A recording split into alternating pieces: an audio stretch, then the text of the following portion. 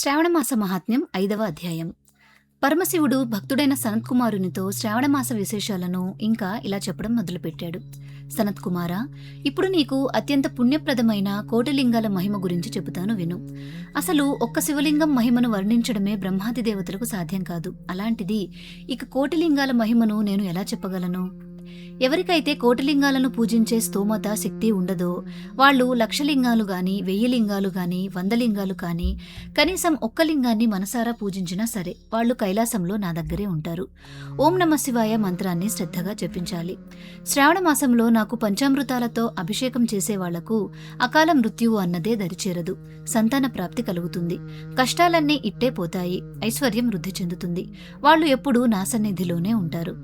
ఈ మాసంలో ఆహారం మానేసి హోమంలో మిగిలిన హవిస్సును మాత్రమే తినేవాడు ఎప్పుడూ అన్ని రకాల ధాన్యాలతో సుభిక్షంగా ఉంటాడు. శ్రావణ మాసంలో ఉదయాన్నే స్నానం చేస్తే సంవత్సరం పొడవునా పవిత్ర నదుల్లో స్నానం చేసినంత పుణ్యం వస్తుంది. ఇంద్రియాలను అదుపులో పెట్టుకున్నవాడు అఖండమైన బలాన్ని పొందుతాడు. ఈ నెలలో ఏ లింగాన్నైనా సరే, అది మట్టితో చేసినదైనా లేదా వెన్నతో చేసినదైనా ఒక్కసారి పూజిస్తే చాలు ఎన్నో బ్రహ్మహత్య పాతకాలు పోతాయి. అలాగే ఈ మాసంలో జపాలు, ప్రదక్షిణలు, నమస్కారాలు చేస్తే 100 రెట్ల పుణ్యం వస్తుంది. నాకెంతో ఇష్టమైన ఈ మాసంలో వేదపారాయణం చేస్తే మంత్రాలన్నీ సిద్ధిస్తాయి. పురుష సూక్తంలోని అక్షరాలెన్ని ఉన్నాయో అన్ని 100 సార్లు దాన్ని శ్రద్ధగా పఠిస్తే ఘోరమైన పాపాలు సైతం పటాపంచలైపోతాయి. దీనికి సమానమైన పాప పరిహార మార్గం మరొకటి లేదు. ఇక వారాల ప్రకారం చేయాల్సిన వ్రతాల గురించి, ముఖ్యంగా ఆదివారం నాడు చేయాల్సిన వ్రతం, దాని వెనుక ఉన్న కథను చెబుతాను, శ్రద్ధగా విను. పూర్వం ప్రతిష్టాన నగరంలో సుకర్మ అనే ఒక పేద బ్రాహ్మణుడు ఉండేవాడు. అతను భిక్షాటన చేస్తూ జీవించేవాడు. ఒకరోజు ఆ బ్రాహ్మణుడు భిక్ష కోసం ఆ ఊర్లో తిరుగుతూ ఉండగా ఒక ఇంట్లో కొందరు ఆడవాళ్లు ఎంతో నిష్టగా ఆదివార వ్రతం చేసుకుంటున్నారు. అప్పుడు అక్కడికి సుకర్మ వచ్చాడని గమనించిన వారు ఆ వ్రత విధానాన్ని బయటి వారికి తెలియనీయకూడదని భావించి అతనికి కనిపించకుండా దానిని దాచిపెట్టారు. అది చూసిన ఆ పేద బ్రాహ్మణుడు, తల్లులారా, మీరు చేస్తున్న వ్రతాన్ని నాకు ఎందుకు చూపించట్లేదు? పరోపకారానికి మించిన ధర్మం లేదు కదా. నేను చాలా పేదవాడిని. ఆ వ్రతం గురించి తెలుసుకొని నేను కూడా ఆచరించాలని ఆశపడుతున్నాను. దయచేసి నాకు కూడా చెప్పండి అని వేడుకున్నాడు. అందుకు ఆ స్త్రీలు, ఓ బ్రాహ్మణుడా, నీకు భక్తి లేదు, శ్రద్ధ లేదు. ఈ వ్రతం గురించి చెబితే నువ్వు మధ్యలో మర్చిపోతావు లేదా ఏదైనా తప్పులు చేస్తావు. అందుకే నీకు చెప్పకూడదనుకున్నాం అన్నారు. కానీ అతను పదే పదే ప్రాధేయపడేసరికి వారిలో ఒక స్త్రీ ఆ వ్రతం గురించి ఇలా వివరించింది. ఓ బ్రాహ్మణుడా, శ్రావణ మాసంలో వచ్చే మొదటి ఆదివారం నాడు ఉదయాన్నే మౌనంగా చల్లటి నీళ్లతో స్నానం చేయాలి. సంధ్యావందనం పూర్తి చేసుకుని తమలపాకుల మీద 12 మండలాలు ఏర్పాటు చేయాలి. ఆ మండపంలో సూర్యుడిలాగా గుండ్రంగా ఎర్రటి గంధంతో గీసి అందులో సంజ్ఞ ఛాయాదేవులతో కూడిన సూర్యభగవానుడిని ఆవాహన చేయాలి. మోకాళ్ల మీద కూర్చుని 12 సార్లు అర్ఘ్యమివ్వాలి. మందార పూలు, ఎర్రటి అక్షతలు, గంధంతో సూర్యుడికి భక్తిగా పూజ చేయాలి. కొబ్బరి ముక్కలు, పటిక బెల్లం నైవేద్యంగా సమర్పించి సూర్యుడి 12 మంత్రాలు చదువుతూ 12 ప్రదక్షిణలు చేసి నమస్కరించాలి. 6 పోగులు ఉన్న దారానికి 6 ముడులు వేసి ఆ తోరాన్ని సూర్యుడికి సమర్పించి చేతికి లేదా మెడలో కట్టుకోవాలి. పూజ ముగిశాక బ్రాహ్మణుడికి 12 పండ్లతో వాయనం ఇవ్వాలి.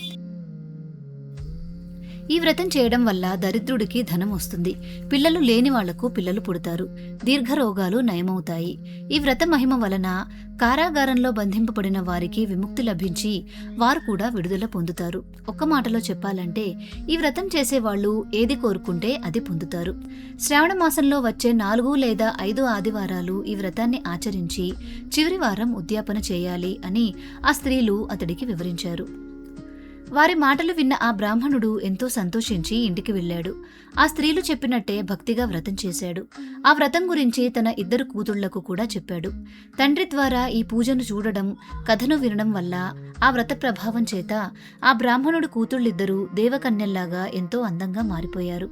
అప్పటి నుంచి ఆ పేద బ్రాహ్మణుడి ఇంట్లో సాక్షాత్తు ఆ లక్ష్మీదేవి కొలువైపోయింది. అతను గొప్ప ధనవంతుడిగా పేరు తెచ్చుకున్నాడు. ఒకరోజు ఆ దేశపు రాజు వీధుల్లో వస్తూ ఆ బ్రాహ్మణుడి ఇంటి వద్దకు వచ్చేసరికి కిటికీలో నుంచి ఆ అందమైన 2 అమ్మాయిలు కనిపించారు.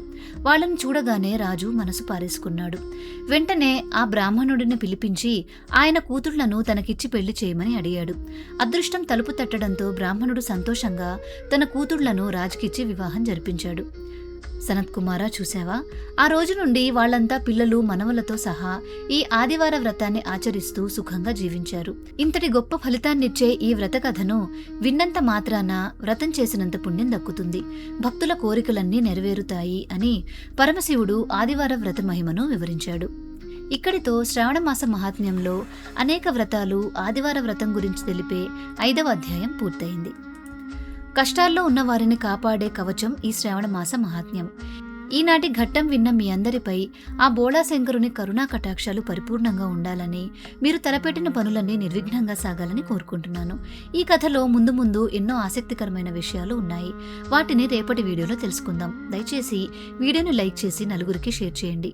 ఛానల్ని సబ్స్క్రైబ్ చేయడం మర్చిపోకండి.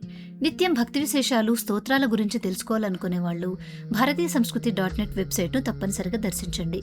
వీడియో అప్డేట్స్ త్వరగా పొందడానికి డిస్క్రిప్షన్ ద్వారా మన వాట్సాప్ ఛానల్లో చేరండి. తిరిగి రేపటి అధ్యాయంలో మళ్ళీ కలుసుకుందాం. నమస్కారం.